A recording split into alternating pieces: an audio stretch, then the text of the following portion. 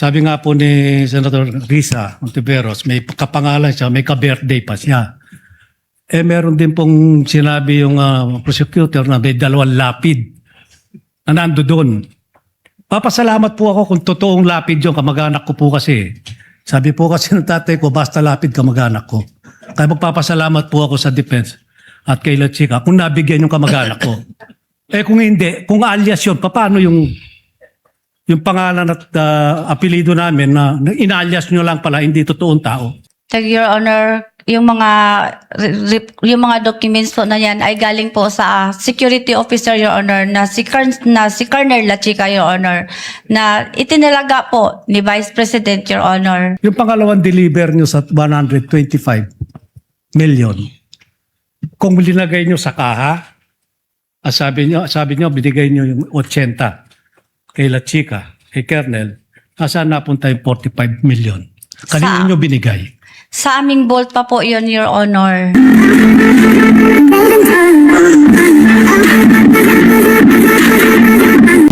Thank you, Senator Judge Aquino. With the permission of Senator Judge Zubiri, Senator Lapid is availing of the privilege of interjecting. So may I give him priority, Senator Judge Zubiri?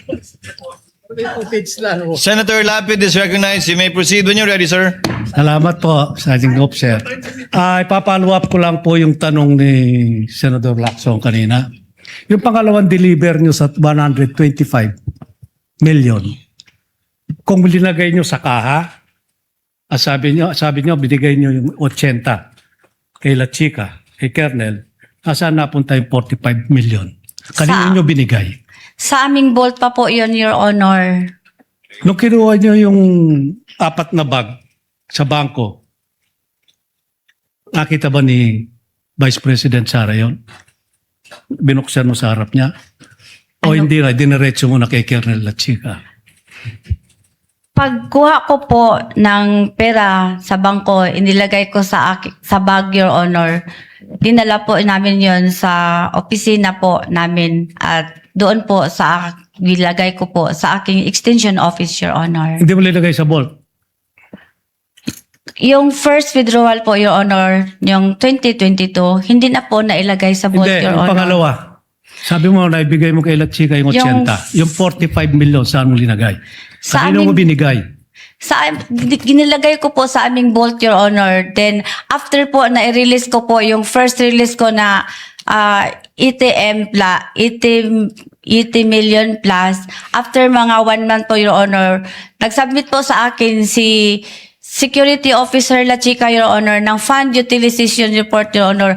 At saka, may dala na po din siyang Object of Expenditure, Your Honor, na yun ang binabasihan ko po, Your Honor, ko, na i-release ko po yung remaining pera, Your Honor. Yun nga po, at marami rin po nagtatanong, pero hindi ko itatanong kung sino yung piatos, kung anong alias. Sabi nga po ni Senator Risa Ontiveros, may kapangalan siya, may ka-birthday pa siya. Eh meron din pong sinabi yung prosecutor na may 2 lapid na nando doon. Papasalamat po ako kung totoong lapid yung kamag-anak ko po kasi. Sabi po kasi ng tatay ko, basta lapid kamag-anak ko.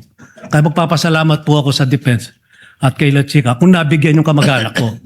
Eh kung hindi, kung alias yun, paano yung pangalan at apelido namin na inalias nyo lang pala, hindi totoong tao? Your Honor, yung mga documents po na yan ay galing po sa security officer, Your Honor, na si Colonel La Chica, Your Honor, na itinalaga po ni Vice President, Your Honor.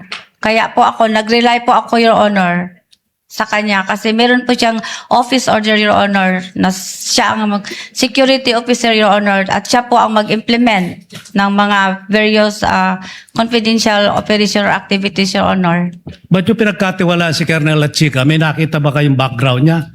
Nung siya, active pa siya hanggang ngayon, meron ba siyang intelligence fund sa office niya, na sarili niya? Kasi karamihan ng mayor, local official, military, police, army, navy, may mga intelligence fund po yan. Siya ba meron bang sariling intelligence fund? Hindi ko alam, Your Honor. Hindi mo inalam? Hindi ko alam, Your Honor. Ayun lang po. Maraming salamat. Thank you, Senator Judge Lapid. Senator Judge Zubiri. You may proceed, sir. You have 2 minutes. When you're ready. Ayoko na magtanong sana, Mr. Presiding Officer. Napakaganda ng mga tanong ni Senator Lapid. Anticlimactic na po ako pagka ganito.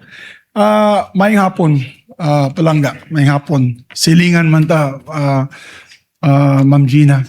Nang hapon, sir. Ay, Ma'am. Your Honor. Yes, ma'am. Ma'am, kasi mga tanong kanina about sa funds, nabigay niyo po lahat kay Colonel Lachica. Pero hindi niyo rin pong alam kung na-misuse ni Colonel Lachica yung pondo. Hindi niyo rin po malalaman yan. For example, nagbigay po siya ng 100,000 kay Piatos, pero sa totoo lang, hindi pala tao yun, binulsa lang po nila. Posible din po yan kasi nabigay mo lahat ng pondo kay Colonel Lachica. Tama po yun, madam. Nag-base pa ako, Your Honor, sa kanyang sinabit sa akin na fund utilization report, Your Honor. After po, ma-implement po niya ang mga project po or activities po ng confidential funds, Your Honor. O nga kasi, Madam Witness, ganun din po nangyayari na yun pag mga AIX misuse ng mga pondo ng gobyerno, may mga barangay official na nagpapapirma ng 5,000, pala 2,000 lang pa yun na ibibigay dun sa recipient, yung 3,000 binubulsa nila. Posibleng mangyari din po dito dahil yung mga pinapirma na binigay sa iyo ay hindi po natin na-verify. Totoo po yun. Hindi naman na-verify. Biniverify ko po yun through Lachica, Your Honor. Kasi siya po ang nag-implement, Your Honor. Siya po ang may alam, Your Honor. Siya po ang eksperto, Your Honor. So, iisang tao lamang ang iyong gisaligan, yung pinaniwalaan mo, Madam. Kaysa lang po ang akong girilisan og kwarta, Your Honor. So, katong gilista, yung nalista po ng mga gamot, yung mga expenses, gasolina, walang resibo po yun, ni isa, walang resibo. Wala po, Your Honor, kay confidential in nature po, said Colonel Lachica, Your Honor. Pero Palangga, wala ka nahadlok. Wala ka nahadlok. In other words, hindi po kayo natakot. Kasi you're the SDO you're the accounting officer.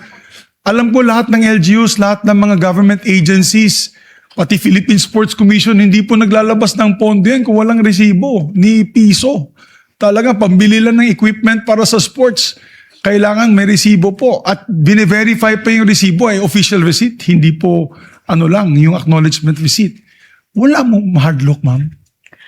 Ako, Your Honor, nag-trust ako kay Colonel Lachica, Your Honor, kasi nag-trust po si VP Sara, kay siya po ang gitudlo nga security officer, Your Honor. At saka, ang gigastusan po, Your Honor, is confidential in nature, Your Honor. Sapagka ako ang understanding, Your Honor, kung i-divulge or itugan or isulti kung kinsa tong tawhana, Your Honor, mapiligro o mabutang Delikado, sa alanganin.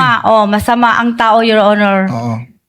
Okay. I have no Kay further confidential questions. in nature man to, Your Honor. Salamat kayo Palangga. Thank you. Salamat po. Thank you, Senator Judge Zubiri, for the information of the Senator Judges. We shall try to wrap this up by 3 p.m. And according to the Senate President, we shall convene session at 3:30 p.m. The Senate President is recognized. Thank you, Mr. Presiding Officer. Magandang hapon muli, Ms. Acosta. According sa joint circular, kailangan pag nagsubmit ng liquidation report, kasama doon yung documentary evidence of payments. In this case, in acknowledgement receipts. Doon sa 4 ninyong liquidation report, bakit po walang mga documentary evidence of payments? Bakit po walang acknowledgement receipts? Wala pa po, Your Honor, kasi kinokolekta pa po ang mga acknowledgement receipt, Your Honor. Considering po, Your Honor, na iba-iba pong location, Your Honor, ang pag-implement po ng confidential activities or operations, Your Honor. Pero klaro sa joint circular na dapat naka-attach yung documentary evidence of payments, yung acknowledgement receipts. At bakit hindi nyo inintay dumating yung acknowledgement receipts? May deadline po, Your Honor, kung kailan po isubmit ang liquidation report, Your Honor, sa COA, Your Honor, in every confidential fund na na-release, Your Honor. Nag-demand ba kayo? Sino ba kanino manggagaling yung acknowledgement receipts? Sa security officer po, Your Honor, na si Colonel La Chica, Your Honor. Sino gumawa ng mga acknowledgement receipts? Nagbigay lang po ako sa kanya ng USB template po ng acknowledgement receipt, Your Honor. So siya gumawa rin. Basta binigay ko po sa kanya ang template na naka-USB po, Your Hindi Honor. kayo ang gumawa ng acknowledgement receipts. Yun po ang gibigay ko lang po sa kanya, Your Honor, is yung template, Your Honor. Bakit hindi nyo dinemand sa kanya yung acknowledgement receipts bago nyo isubmit yung liquidation report? Bakit hindi nyo sinabi, bigay mo na sa akin dahil may deadline tayo? Wala pa po, di pa po niya nakolekta lahat, Your Honor. Pero may ina-attach po kami, Your Honor, yung certification, Your Honor. Pero yung certification, nakasulat rin doon, kailangan yung documentary evidence of payments. No? Nakasulat rin doon. Hindi ka ba nag-report kay VP Sara na violation to ng joint circular? Bakit mo isinaalang-alang yung iyong pangalan na ma-violate itong joint circular? Hindi ka ba nagsumbong kay VP Sara na magkakaroon tayo ng violation? Your Honor, pag pa-receive po ng aming liaison officer sa aming liquidation report, Your Honor, tinanggap naman po ng COA, Your Honor. Hindi naman sa man tinanggap. nila binalik Ang sa amin, Your Honor. Hindi, ang importante ngayon yung joint circular, yung compliance sa joint circular. Yun ang mahalaga ngayon. Kaya hindi mo ba sinabi kay VP Sara na meron tayong problema? Baka mademanda tayo sa mga susunod. Hindi po, Your Honor, kasi tinanggap naman po ng COA ang aming liquidation report, Your Honor. Ngayon na posibleng makasuhan ka, no, na narinig mo naman kanina at alam ko may mga kasong i-final sa iyo. Nagkaroon ka ba ng meeting kay VP Sara kung paano ayusin itong problema at kasong kinakaharap mo? Parang yung na-filean. Diba meron kang kaso ngayon? O yung na-filean po kami sa, filean po ako sa Ombudsman, Correct. Your Honor. So nag-usap pa kayo ni VP Sara na ano ang gagawin natin dito sa problemang kinakaharap ninyo sa confidential funds? Binigyan po niya kami ng abogado, Your Honor. Pero kayong mismo ni VP Sara, nakapag-usap pa kayo kung paano, kasi kumuha ka ng instruction sa kanya eh. Di ba? Dapat magkaroon rin kayo ng pag-uusap kung paano malampasan itong kaso. Yun po, Your Honor. Binigyan po niya kami ng abogado, Yun Your lang Honor. ang solusyon, bigyan ng abogado. Opo, Your Honor. Thank you, Mr. Presiding Officer. Senator Judge Erwin Tulfo, you have 2 minutes, sir. You may proceed when you're ready.